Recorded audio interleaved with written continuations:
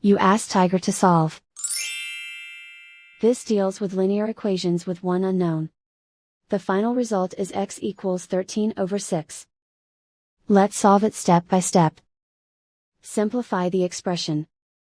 Find the greatest common factor of the numerator and denominator. Factor out and cancel the greatest common factor. Simplify the fraction. Group all constants on the right side of the equation. Subtract 13 from both sides. Group like terms. Simplify the arithmetic.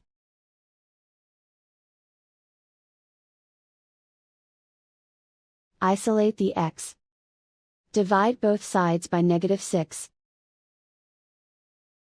Cancel out the negatives. Simplify the fraction. Cancel out the negatives. And so the final result is x equals 13 over 6.